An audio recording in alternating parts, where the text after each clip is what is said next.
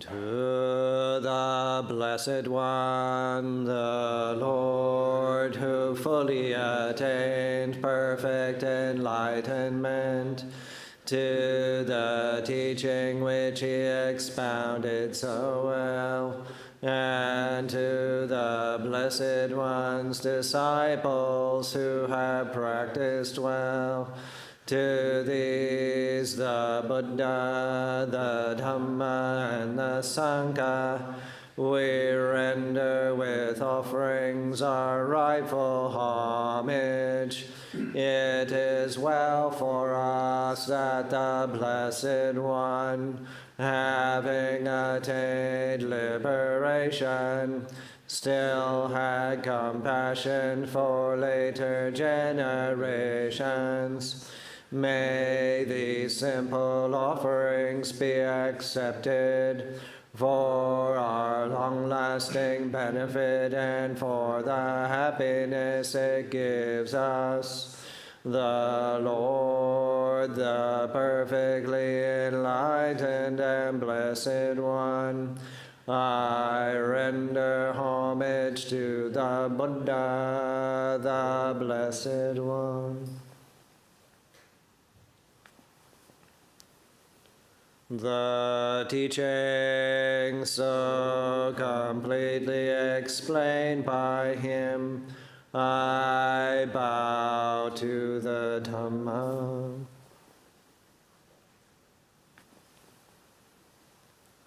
The Blessed One's disciples who have practiced well, I bow to the Sangha.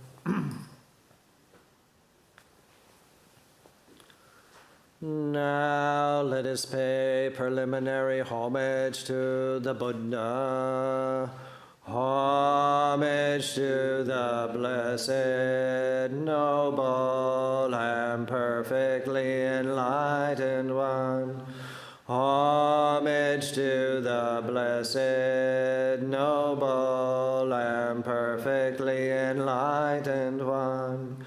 Homage to the blessed, noble, and perfectly enlightened one.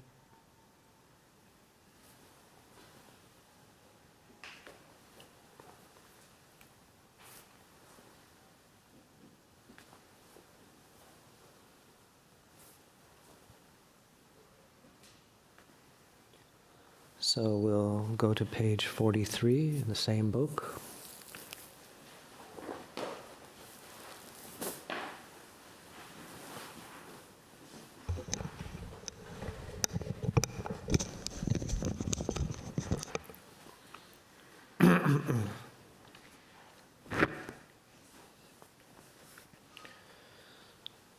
Now let us make the four boundless qualities shine forth. I will abide, pervading one quarter with a heart imbued with loving kindness. Likewise the second, likewise the third, likewise the fourth. So above and below, around and everywhere, and to all as to myself, I will abide, pervading the all-encompassing world with a heart imbued with compassion. Abundant, exalted, immeasurable, without hostility and without ill will. I will abide, pervading one quarter, with a heart imbued with compassion. Likewise the second, likewise the third, likewise the fourth. So above and below, around and everywhere, and to all as to myself, I will abide, pervading the all-encompassing world with a heart imbued with compassion, abundant, exalted, immeasurable, without hostility and without ill will. I will abide, pervading one quarter, with a heart imbued with gladness. Likewise the second, likewise the third, likewise the fourth. So above and below, around and everywhere, and to all as to myself, I will abide, pervading the all-encompassing world with a heart imbued with gladness, abundant, exalted, immeasurable, without hostility and without ill will. I will abide, pervading one quarter, with a heart imbued with equanimity. Likewise the second, likewise the third, likewise the fourth.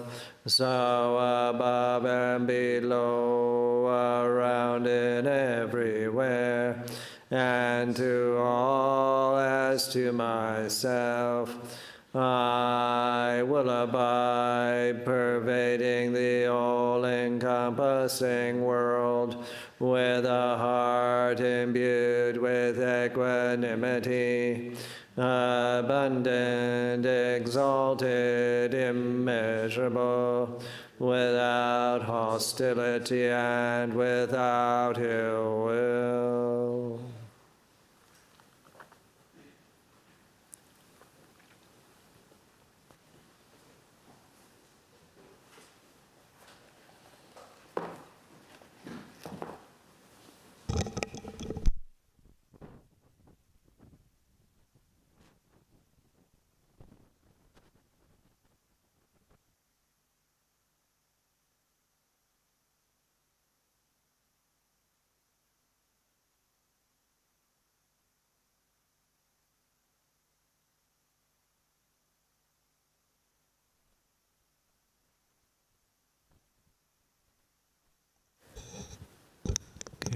once again, good evening, welcome.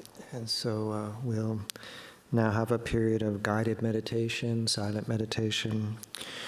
And so please establish a posture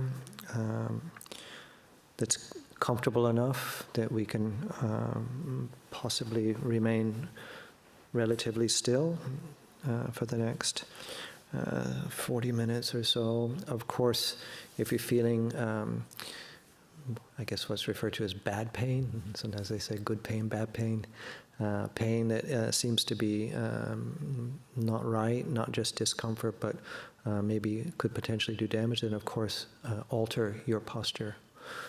We're not here to do damage to our bodies.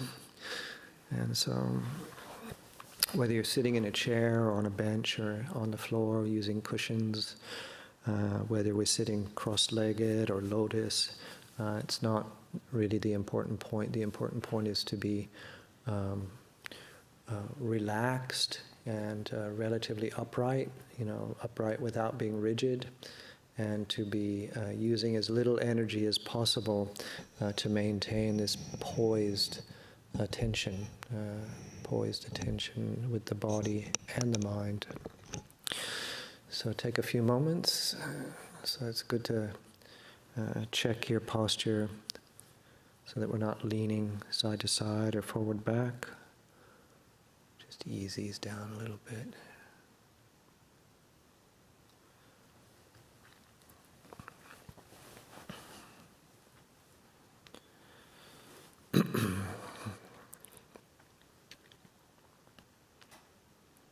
So as I mentioned a few moments ago, we don't want to be rigid.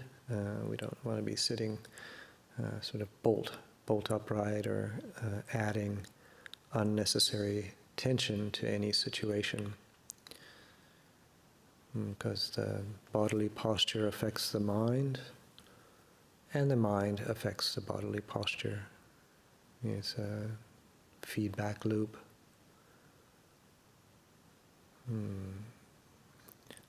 Poised attention with the body will facilitate poised attentiveness with our mindfulness.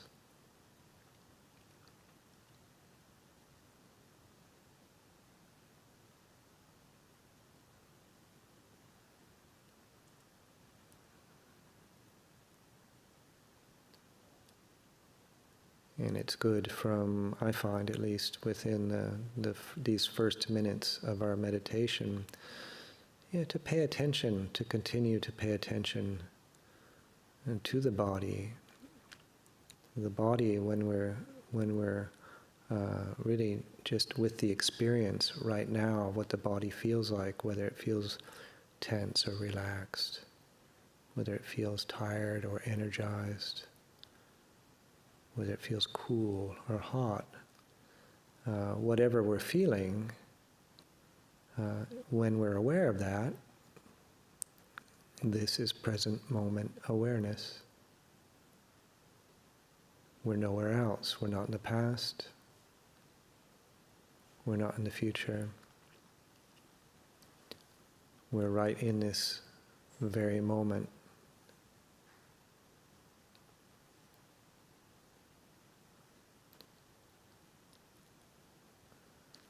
So I suggest we begin also with what's often referred to as body sweeping. So we're sweeping our attention slowly over the body, sweeping our mindfulness, our focus, beginning at the very crown of the head, top of the head. And in our own time, in a couple of moments, in a few moments, I'll go silent so that we can do this exercise in our own time without, hearing my voice or hearing what part of the body I'm focusing on.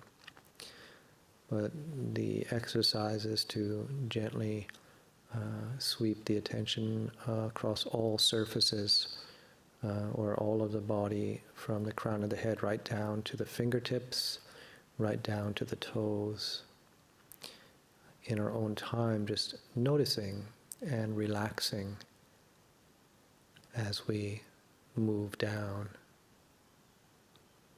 releasing any residual tension or any unnecessary holding of muscle, and releasing,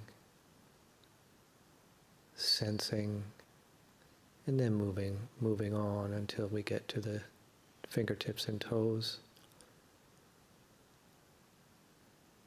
And because we do this in our own time, if I haven't started offering some more instruction yet, reverse the direction. Slowly work our way up. Yeah, there's no limit as to how many times we can do this. In fact, it can be its own meditation, even just for an hour. It's a very conducive exercise for developing mindfulness. So I'll go into silence.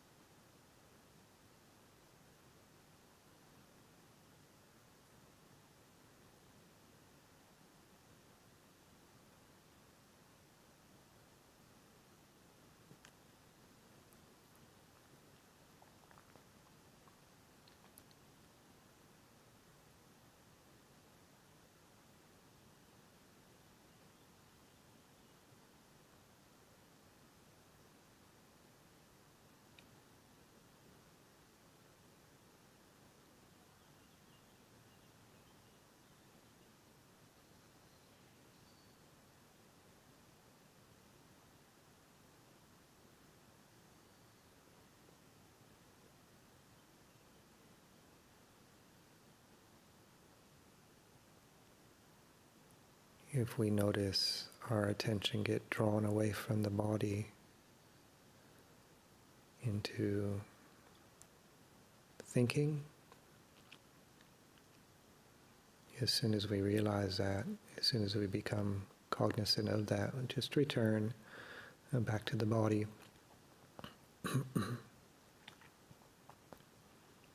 Wherever we remember last being. So if I remember, last place in my body that I was aware was my knees, so just return to the knees and then continue our body sweeping.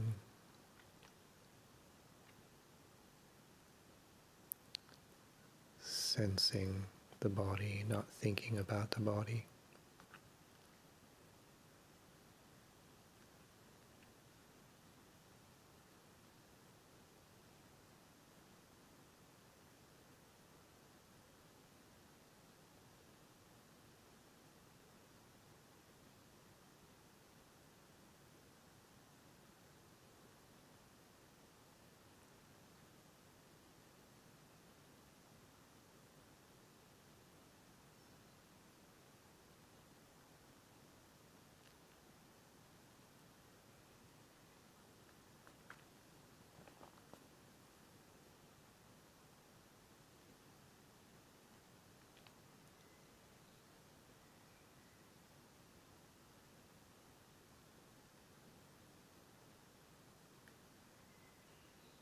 Now let's turn our attention gently towards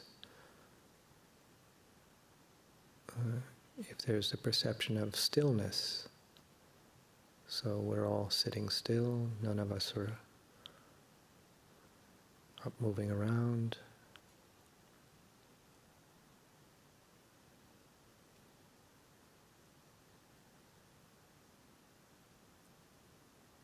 And yet there's movement.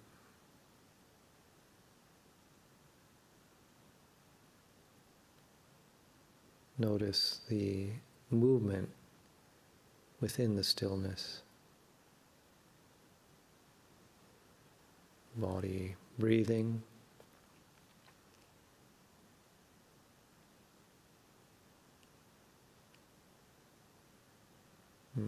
Maybe we even feel the pulse of the heart.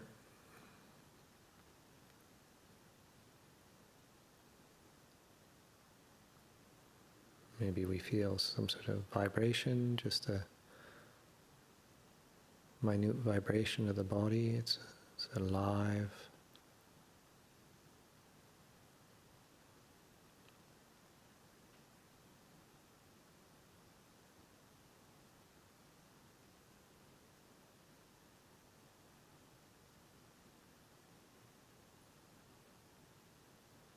So without letting our thought processes take over, just experience the body. Feel it, sense it.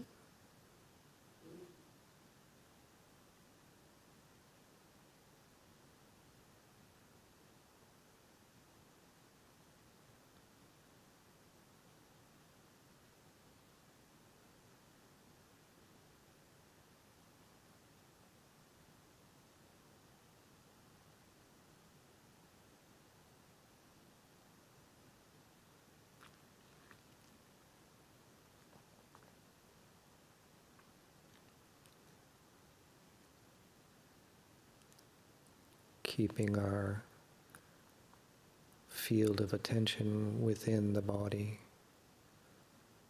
either the surface or inside, from the crown of the head to the fingertips and toes.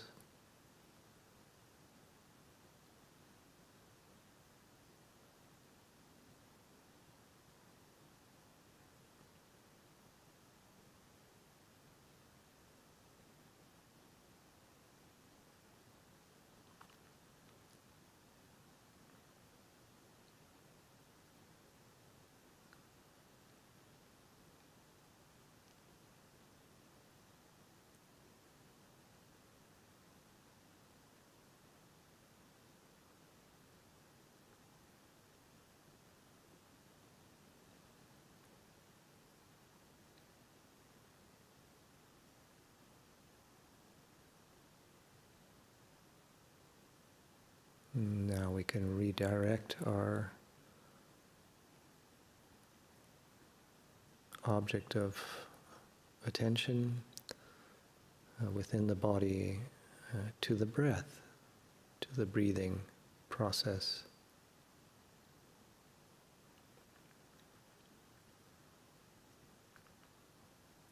That movement of the body that's created by the body breathing, heart pumping. We need to feed the body with oxygen.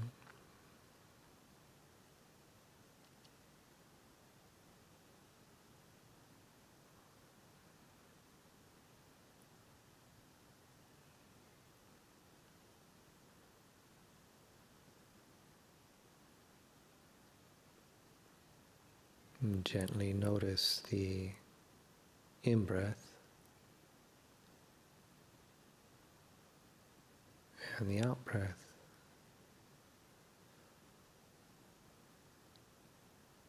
And know which is which is easy. I mean, it's simple. But be mindful so that if somebody were to come and touch us on the shoulder and then ask us afterwards, well, when I touched your shoulder, were you having an in-breath or an out-breath? And you would know. And this might sound oversimplistic and almost childlike, but oftentimes we're not aware.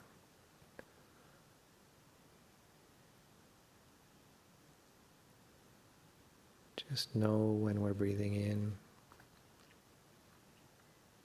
and know when we're breathing out.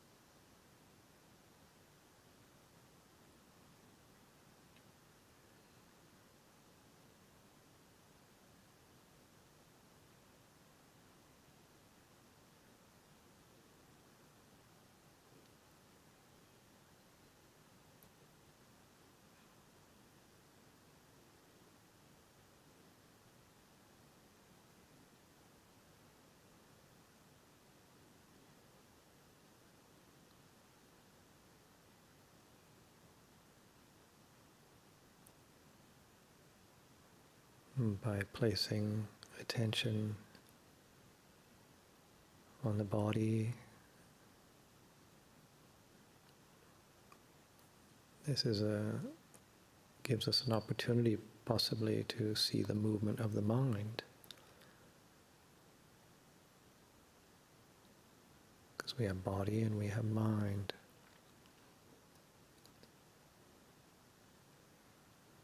by intentionally turning away from the mind into the body, that doesn't necessarily mean the mind stops. Of course, the mind is super quick,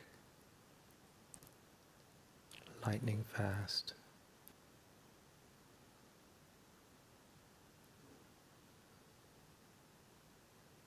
But I suggest that we try not to demonize thinking,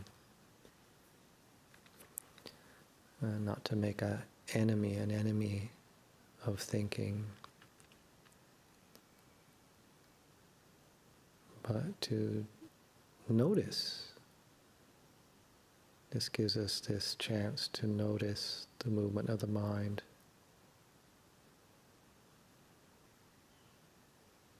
Without judging, without, as I mentioned a couple of moments ago, without making an enemy of it.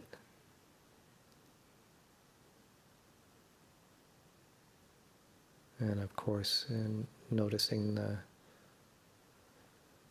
the tone, the mood of the mind, and noticing, of course, if something is wholesome or unwholesome.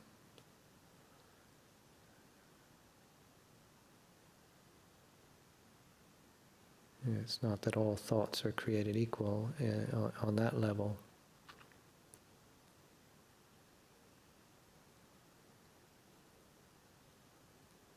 But notice before returning back to the body, the breath.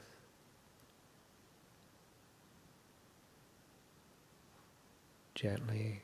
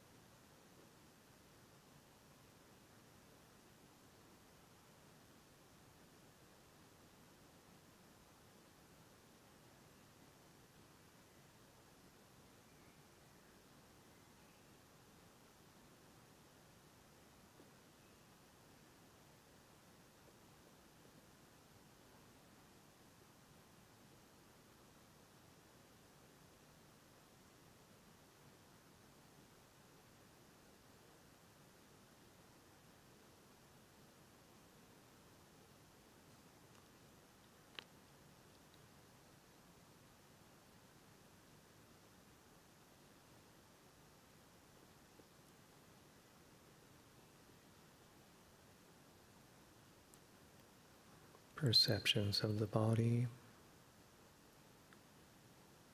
whatever we're feeling with the body,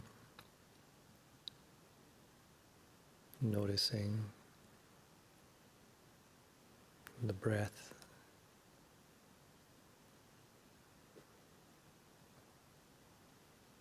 And breath meditation is a body contemplation. That's where we notice the breath.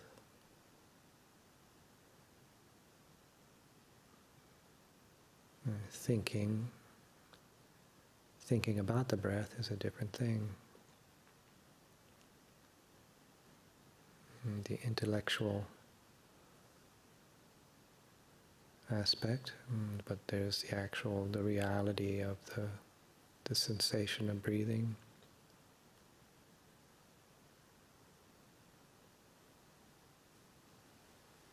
Body and mind.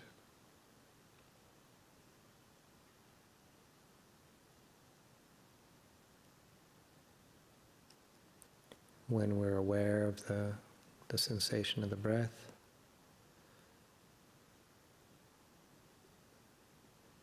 that's one thing. When we're thinking about breathing, maybe thinking how the breath we think it should be, or the way it used to be, or somehow we get caught up in that aspect. When we're aware of the body, or whether we're aware of thinking, awareness is not changing. Awareness is just that. It's aware. It's aware of the sensation of the body. It's aware of thoughts. Thoughts arising and ceasing in awareness. Sensation of the body. Perceptions of the body arising and ceasing in awareness.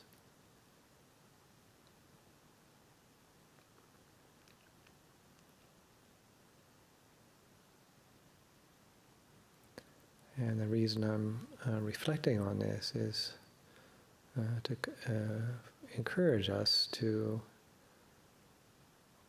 place less importance on the content of awareness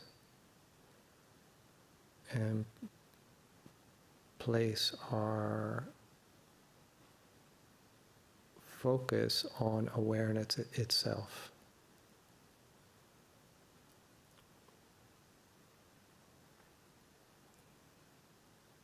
The spaciousness of awareness, the emptiness of awareness. Awareness itself is without object.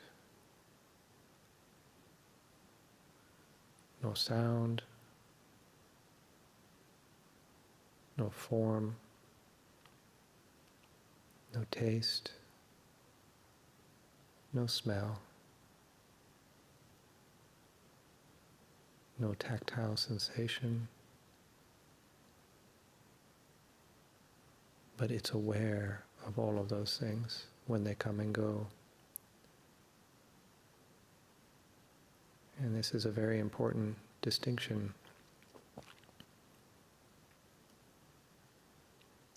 We get caught up and trapped in the objects in awareness instead of just being free and spacious and open and allow awareness to receive all the different experiences that we have during the day and night.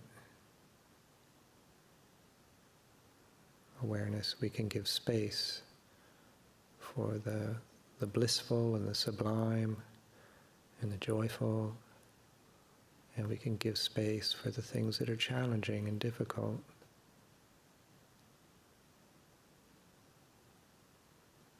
We can notice things that are unwholesome and avoid doing them. We can nurture and nourish the wholesome.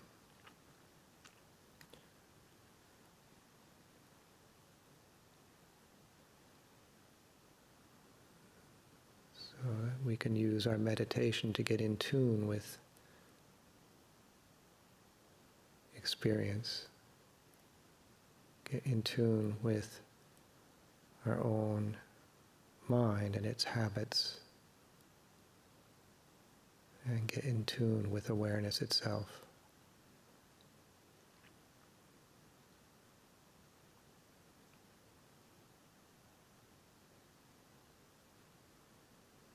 So returning to the breath.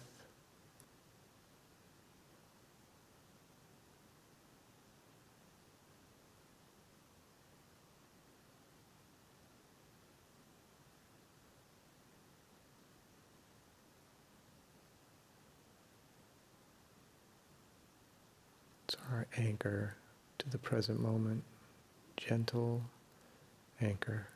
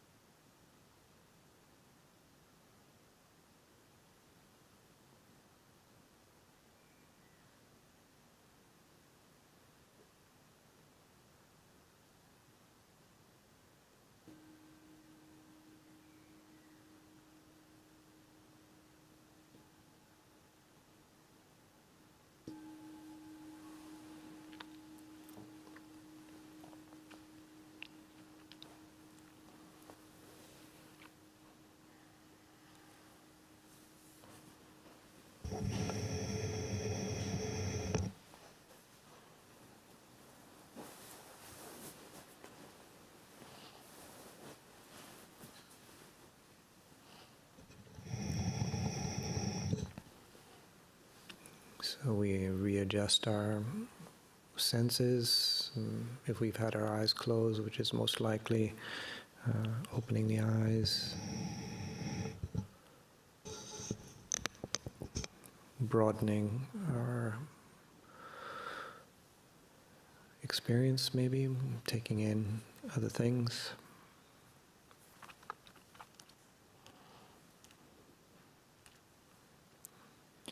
I think as we have all experiences in meditating, well, there's so many different types of meditation, and different exercises, different sort of tools to settle, allow the mind and heart to settle. Body, mind, heart, emotions, intellect. Just let it settle, and the more settled it is, the clearer we see, more clearly we see. And what do we see? We see the movements of the mind, the habits of the mind, both wholesome and potentially unwholesome. As I mentioned earlier, cultivating and nourishing those things which are worthy and good and helpful, wanted, and gently turning away from the unwanted, unwholesome, unworthy. There's that phrase, I don't know if it's still used very much. I don't get out that much, but and there's a phrase, oh, it's all good. It's all good. And I disagree. It's not all good. Not everything is good. War is not good. Violence, intentionally inflicting pain on others is not good. It's not all good. And so, we really need to be tuned in also to, really what's worthy, what is leaning towards goodness. Like in a garden, if we're cultivating plants, and don't water the weeds, water the roses. Don't put plant food on the weeds, put plant food on the roses. So we don't have to kill the weeds, we can just maybe gently ignore them. So we don't have to kill the things in our mind and heart that are not wanted, not worthy, but just leave it be. It'll go on its own. Any sort of impulse. And so this is our moral compass, our ethical compass. This is really important for our well-being. It's not to become sort of ethical prude, but it's for our well-being and for the well-being of all living beings that we come in contact with, or don't. Just for the well-being of the world. So as we chanted earlier, the four sublime abidings, loving kindness, compassion, and gladness, which is often referred to as empathetic joy, gladness at the good fortune of others, and then equanimity, that balanced way of being, balanced heart and mind. So these are things to cultivate. So with our meditation, it's not just about sitting down and trying to sanitize our intellect, sanitize our emotional world, to become emotional flatliners. No, it's to cultivate, utilize, really cultivate wholesome states of being which lead towards peace and understanding. So the Buddha left us this very holistic path.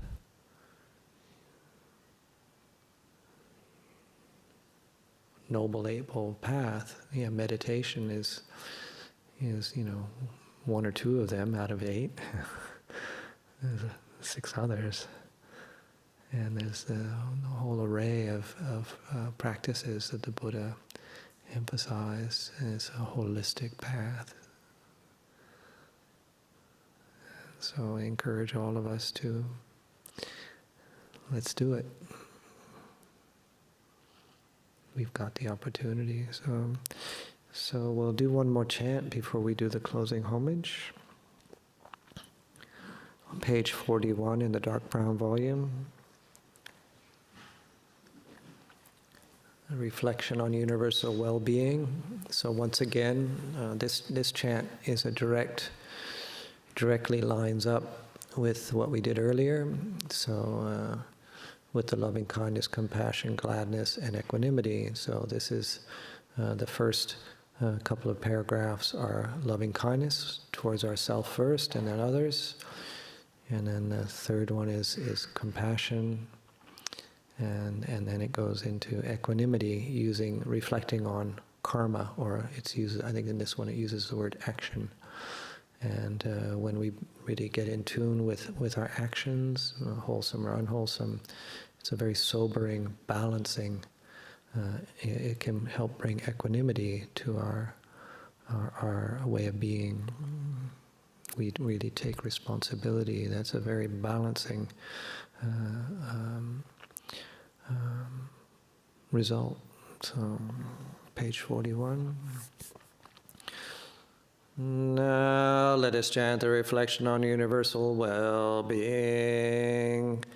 May I abide in well-being, in freedom from affliction, in freedom from hostility, in freedom from ill will, in freedom from anxiety, and may I maintain well-being in myself.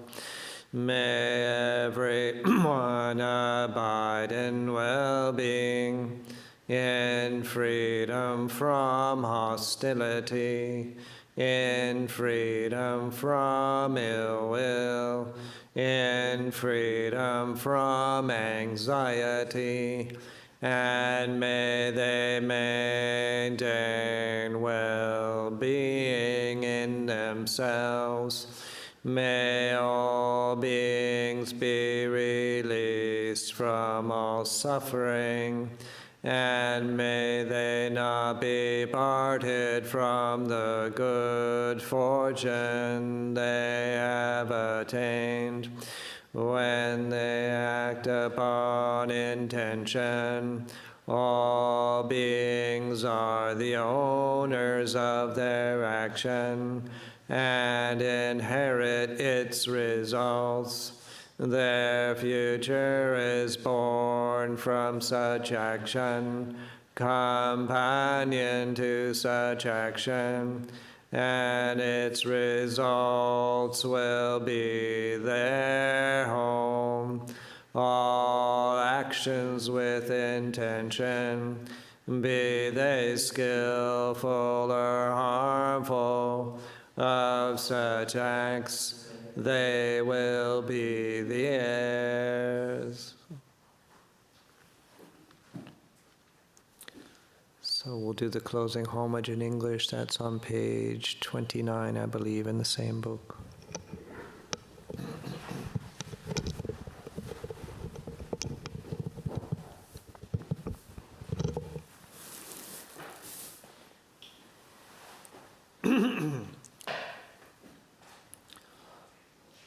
The Lord, the perfectly enlightened and blessed one, I render homage to the Buddha, the blessed one. The teaching so completely explained by him, I bow to the Dhamma.